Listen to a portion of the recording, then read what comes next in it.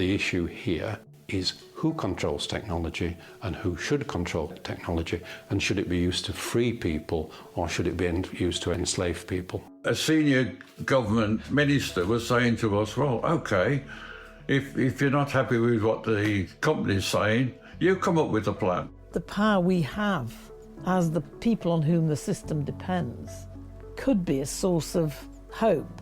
So it's not unrealistic to think, how do we use that power?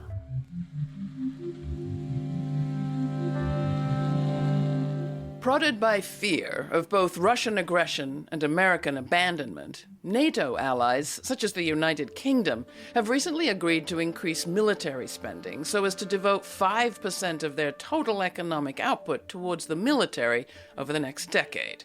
As Europe pledges to rearm, other priorities are, predictably enough, on the chopping block.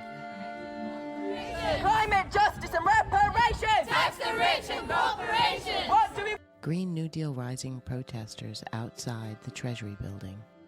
There's always money for more weapons to bomb kids in places like Gaza, but there's never money, it seems, to protect the most vulnerable, to invest in a secure future that isn't on fire for young people. And it's the same in the U.S. The bill boosts spending on immigration enforcement with more money for the border wall and for ICE. It beefs up military spending, and it calls for funding the so-called Golden Dome, a U.S. air missile defense system. Governments always tell voters that on the upside, spending on the military is good for jobs. But 50 years ago, employees at a huge military contractor called Lucas Aerospace in the United Kingdom decided there was a different way to think about bombs and bottom lines. Their approach, known as the Lucas Plan, put workers at the center and redirected production away from bombs towards goods that actually helped society. At the time, 70% of the revenue of Lucas Aerospace came from military contracts, paid for by the government, but really paid for by the taxpayer. The company designed and made everything from engines for fighter jets to satellite antennas. Faced with cuts, the workers at Lucas proposed using their same skills and expertise to make all sorts of alternative products, including wind turbines, hybrid cars, and solar panels, all backed up with prototypes and hundreds of pages of argued detail. A half-century ago, the Lucas Plan received both nationwide and international recognition as a challenge to the way that governments typically set priorities. Its vision, well, it's as relevant today as it was the day it was first conceived. Tony Byrne, Labour Minister for Industry. It's one of the most remarkable exercises that's ever occurred in British industrial history. Ernie Scarborough, Lucas Shop Steward. We thought that we have a very highly skilled, very competent workforce, and we have the intelligence to devise or endeavour to solve the problems for ourselves. Phil Asquith, Lucas Shop Steward. Because it's a very small step to go from power generators on aircraft to wind turbines. And you'll see things in there, cheap, efficient heating systems like heat pumps, hybrid engines for motor vehicles. Mike Cooney, Lucas Shop Steward. What the corporate plan was saying was you make socially useful products, and when we look at cutting back on defence, what could you do with the skills that you've got, with the capital that you've got? What could you make if you weren't making that? Skills, capital, an engaged and talented workforce, making socially useful products instead of military hardware? Well, we wanted to learn more, so we went to the UK.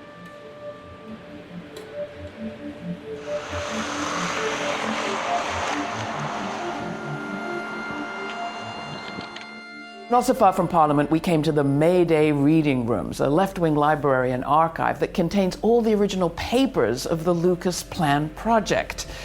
Up stone stairs in an old building on Fleet Street, it was quite a place. And that's where we met up with Kem Rogaley from Commonwealth to ask him more about the situation that people find themselves in the UK today. Rogaley is the author of a 2024 report called A Lucas Plan for the 21st Century.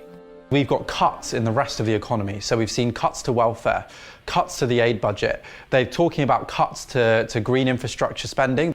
And that's really shocking to me because actually When you think about Britain's security, one of the bigger security threats that we face is that we don't have a sustainable supply of energy. And when you look at defence spending and you compare it to other areas of public spending, I think this is key. And there's evidence from both the US context and from the European context on this, compared to investment in public services, investment in environmental protections, investment in solar energy, investment in wind energy. Defence spending produces fewer jobs and less economic benefit than any of those other areas. So really what we're talking about is a poor economic choice that's being made to posture and kind of look like a big military power in a world that's growing increasingly unstable. Now, it's not the first time we've heard these kind of arguments or that people have felt these kinds of fears on the continent. Let's look back to the 1970s. What was that environment like? How different? How much the same? And what can you tell us about the conditions in which the Lucas plan arose? It was a moment of global insecurity. You know, Britain had been this major imperial power, and it was really kind of facing up to its transition away from that.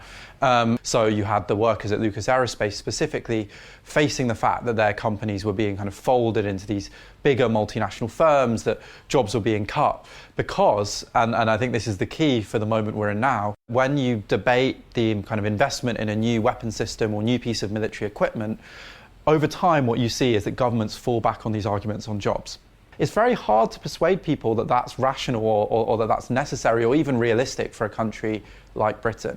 So instead they say this is going to be good for you, this is going to be, it's going to give you a good job, you're going to have fulfillment working in a missile factory or something like that. And I think what really kind of sticks out to me about the Lucas plan is that through their organising and not necessarily, starting out with a deliberate idea of doing this, they really kind of pulled apart that jobs argument.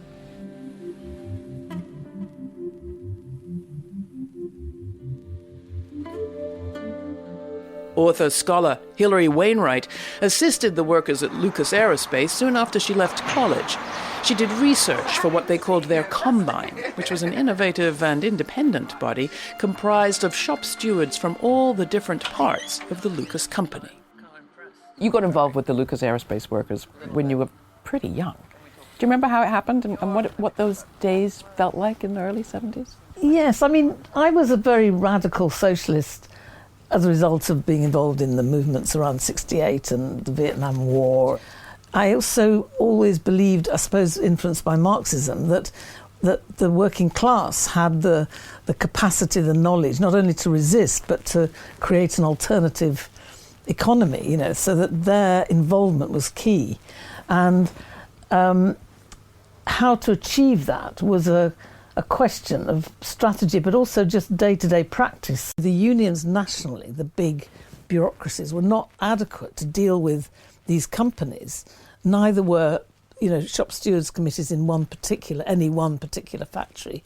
They needed to come together across the company and develop a strategy for confronting the company. So they basically not employed me, but they took me on as a volunteer to kind of go around the factories and find out the different conditions, the different problems, and then I'd write it up and present it to the next Combine committee. And then there was an organisation, a very impressive organisation that's maybe relevant to today, which brought together these shop stewards committees across, not just across engineering, but across the whole economy. And then eventually, as redundancies and closures hit, the question became, how do we respond? And the Lucas workers were the ones that had the alternative, a plan. Mass layoffs and benefit cuts don't have to be the only response to times like these. 50 years ago, workers at Lucas Aerospace gathered here at Wortley Hall in Northern England to come up with an alternative plan. They called it the Lucas Plan, and it put workers at the centre. Among those who gathered here that day were Brian Salisbury and Philip Asquith. We, as a Combine, looked at potential solutions for defending our members' jobs, because 70% of the work of Lucas Aerospace were military contracts, paid for by the government, but really paid for by the taxpayer. There were job losses right, left and centre, and none of the solutions to us seemed to match our situation. trade unionists were campaigning for the retention of existing product lines that nobody really needed. And all of the struggles that were going on, none of them seemed relevant to us. So we wrote to the Secretary of State for Industry in the Labour government, one Tony Benn. We met with him as a combine, and Ben said, defence cancellations have a long lead time. You have lots of skills. Why don't you draw up an alternative corporate plan to the companies and don't ignore intermediate technologies? So that was the first time that Ben had ever met trade unionists without national unions to referee and controllers, and also without civil servants. It never happened again. Brian Salisbury, former Lucas Aerospace shop steward.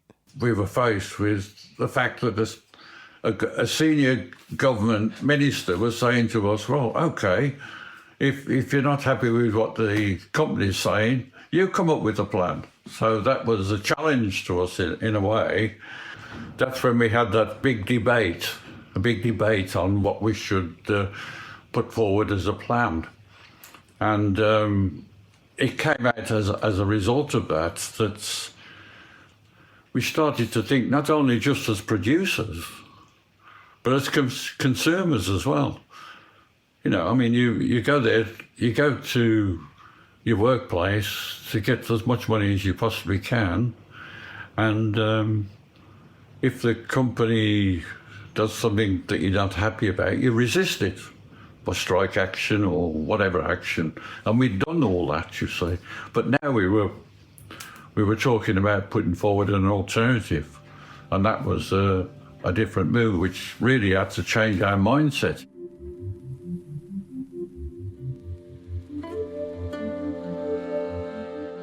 As we say on this show, this is the place where the people who say it can't be done take a back seat to the people who are doing it. From our recent conversations with Dolores Huerta on courage, or with the federal workers blowing the whistle at HUD, or with the congresswoman and the Marine veterans standing together against the militarization of our cities, we seek out stories that can inform and even inspire. We're proud to stand strong, but we can't do it alone. Independent journalism like ours only survives because people like you believe it matters. If you value bold reporting on grounded solutions for a fairer future for all, please consider making a donation today at lauraflanders.org. And thank you for standing with us at Laura Flanders and Friends, and for helping to keep independent journalism like ours alive and kicking.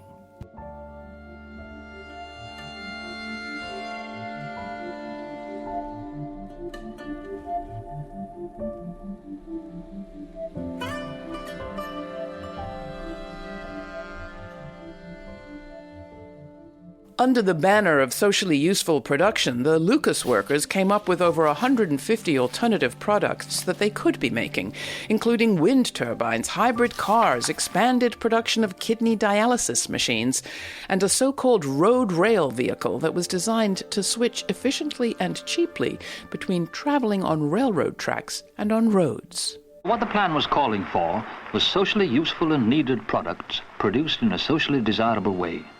But this is an approach which to some extent challenges existing concepts of profit. Whether a product is regarded as profitable or not really depends on the value that the government and society puts on it.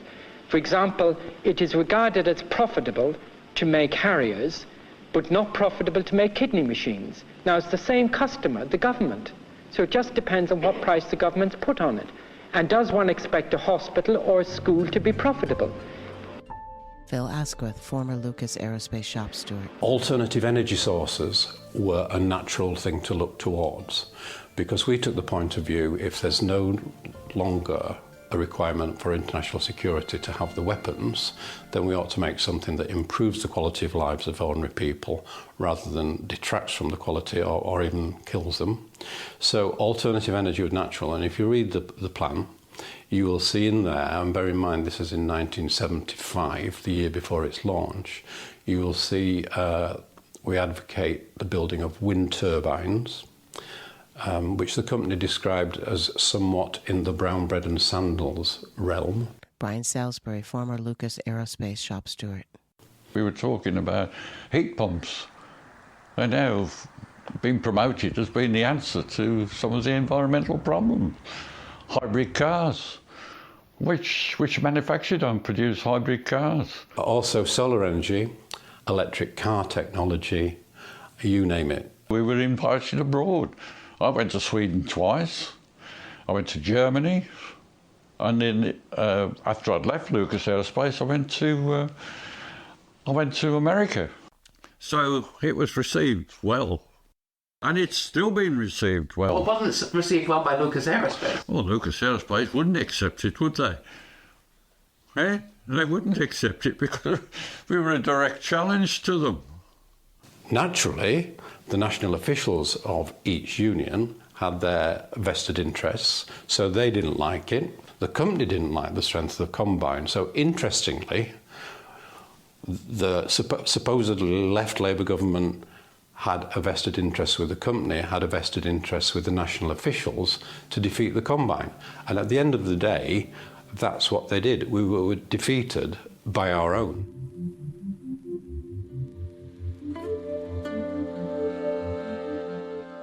All these years later, Kem Rogaley has been giving the Lucas plan a second look. I produced a new report called A Lucas Plan for the 21st Century, and the report was based on interviews with some of the former Lucas Aerospace stewards, but also interviews with present-day workers in the military industry. And basically the idea of the report was to look at the nature of the military budget, what it actually supports in Britain, whether it's to do with national defence or to do with the projection of global power, and to think of what the benefits could be of approaching that realistically, appraising where we need production for defence, which we do need, of course, and where production can be converted to address other issues like the climate crisis. And what was really interesting is that through speaking to workers, I basically came to this sense of how normal conversion is, how normal it is as an industrial practice, that obviously you retool sites when you need to, when there are other needs. And these are sites that rely on government money. So it's actually the government that can decide that they can retool them if they want to. I argue that that should be done under public ownership to keep as many benefits from production for the public as possible, rather than letting it go to the shareholders of these private companies and the massive profits that we know that they're making. Through meeting Brian and Phil, through speaking to workers in today's military industry and interviewing them about their experiences, I think I found out that there were a lot of myths around the military sector, around how much people really want to work in that sector. Because when you start to make challenges to, say, arms exports that are going to countries like Saudi Arabia or Israel being used in, wars in Yemen and Palestine, you get told, well, there's nothing we can do about that because of the jobs. And actually, I think through this process of researching the Lucas plan, I've kind of found that argument doesn't stack up. The great thing about the Lucas plan and listening to the shop stewards was that they went beyond protesting what was to really imagining what might be. And they remind me constantly to think of what we're not doing because we're doing this. And their priority that they mentioned over and over was addressing climate. Absolutely, absolutely. And I think actually just reflecting on this present moment in Britain and Europe and in the US is really insightful to think of that Lucas plan alternative. Because what we already have in Britain specifically and in the US are large military industries supported by government spending, which the government directs what is produced, and the government could direct alternatives, keeping, obviously, what is essential for national defence, for actually defending the nation, but identifying where production can be shifted. And I think that that's really a hopeful alternative to offer, that workers have the power to offer, especially when we're looking around at an economy where the government's cutting spending in other areas, where it doesn't feel like we can really address climate change. And actually we have this industry that's already there, money that's already on the table, and the potential to re-divert it, to make our economy actually more resilient, make our country more secure, because we're facing up to what genuinely threatens us, which is the climate crisis, most of all.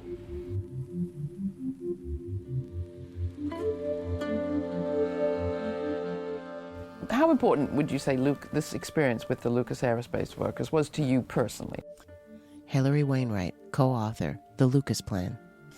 Well, I think for me personally, it was a kind of both a vindication of my belief that change comes from, to use a phrase, the bottom up, the power of workers and and working people without official state power or money, and that their collective strength and their collective capacity, their shared knowledge is fundamental. So one of the most important things that's influenced me, which I, in a way, is also brought out by the women's movement, is the importance of what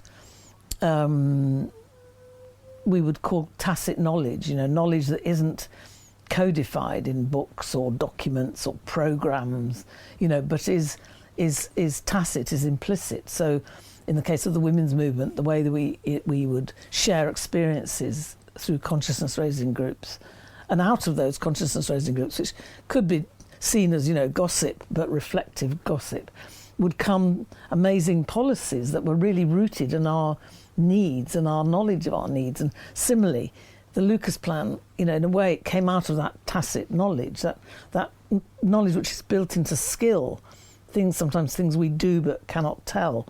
So that sort of knowledge which was tapped by the plan.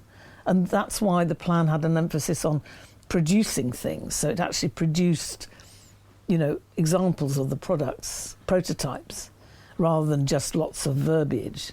The other thing that you emphasize in the very beginning of your book is that fear of war, of mass unemployment, of instability can sometimes feel overwhelming.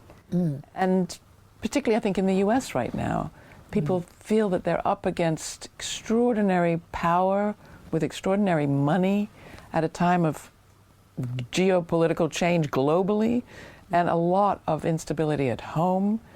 And I think they feel pretty powerless. So there's something about the Lucas Plan, to me, that at least gives you a certain amount of courage. But maybe it's unrealistic. What's realistic is a lot to do with what you think your power is. But you can sort of create self-fulfilling prophecies of defeat, but it's by being passive.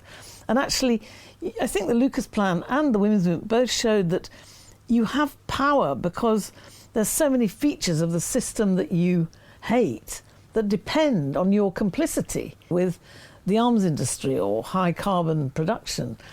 If the workers on whom that production system depends, management couldn't produce any of these amazing military or high carbon products with all their disastrous, damaging, destructive features. But the workers actually know how they work, and they also know the technology, and they know that technology could produce completely different things. And that's what the Lucas Plan showed. So I think that sense of the power we have as the people on whom the system depends could be a source of hope. And so it's not unrealistic to think, how do we use that power?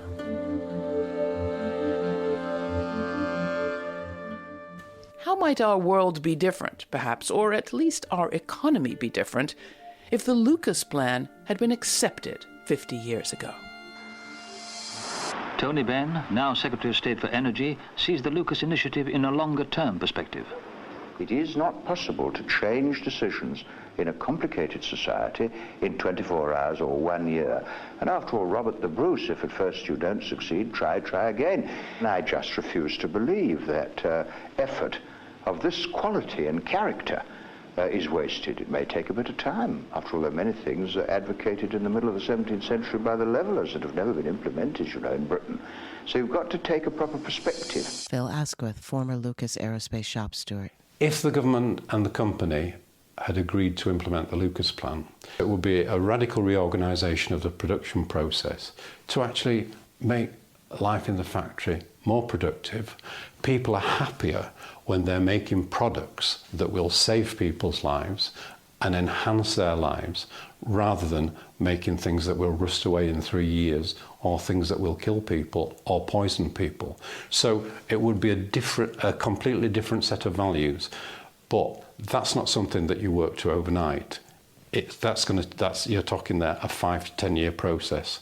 And I think one of the things that the Lucas Plan has done is actually made it fairly clear to people that there are choices. Technology is developed by humans, and the issue here is who controls technology and who should control technology, and should it be used to free people or should it be used to enslave people? Brian Salisbury, former Lucas Aerospace shop steward. My son always talks about me as probably his father. He was still living in the 70s. He talks about the realistic situation now is that, time has moved on and places are not unionised so it is difficult. You recommend to a young person to get involved the way you did? Well, if they don't, if they're going to leave it to the politicians, if they're going to leave it to the market-led economy, it'll only get worse. It's got worse since the 70s. It hasn't got better. I always saw the 70s as a crossroads. It could have gone either way. We weren't the only ones. It was a time of real sort of unrest from the grassroots, if you like. And instead of the Labour government taking advantage of that and shifting the balance of power to working people, they missed that opportunity. Once the Labour government was defeated in '79, Thatcher came in, along Reaganomics, and neoliberalism was born. Are we at another turning point like that now, do you think? I think there's going to be a coming together. I hope there will be. I wouldn't be sitting here doing this with you if I didn't think there would be. I've got grandkids and great-grandkids that I'm thinking about in the future, you see. So we're ending up back at this lovely lefty library, but not because we think the Lucas plan is some quirk of history. No, far from it. The Lucas shop stewards were forward-thinking people. Prompted by a politician, they got curious, came together, and came up with a plan. Did their Lucas plan get implemented exactly as they wrote it? No. But did it inspire lots of people? Absolutely. 50 years from now, will we have the political will, the people power, and the priorities to organize our lives and work and society and resources differently? Well, we better. But one thing is certain. We won't end up in a different, new destination if we don't come up with a clear plan. Till the next time, stay kind, stay curious, and thanks for joining us. For more information on this episode, check out our show notes posted for free at patreon.com/Laura Flanders and Friends. And we invite you to subscribe to our YouTube channel to watch the premiere of each week's show and chat in real time with Laura. The premiere now airs on Fridays at 5 p.m. Eastern. Thanks to our member supporters, this show remains free to millions on public TV, community radio, and as a podcast. Not a member yet? Make a one-time donation or make it monthly at lauraflanders.org. This show is produced by yours truly, Laura Flanders, along with Sabrina Artel, Jeremiah Cothran, Veronica Delgado, Jeanette Hernandez, Jeannie Hopper, Sarah Miller, David Neumann, and Rory O'Connor. Additional credits include Stanley Arledge, episode producer, and clips from the documentary The Plan That Came from the Bottom Up, played with permission from LX Films, and the story of the Lucas Aerospace shop stewards' alternative cooperative plan from Open University.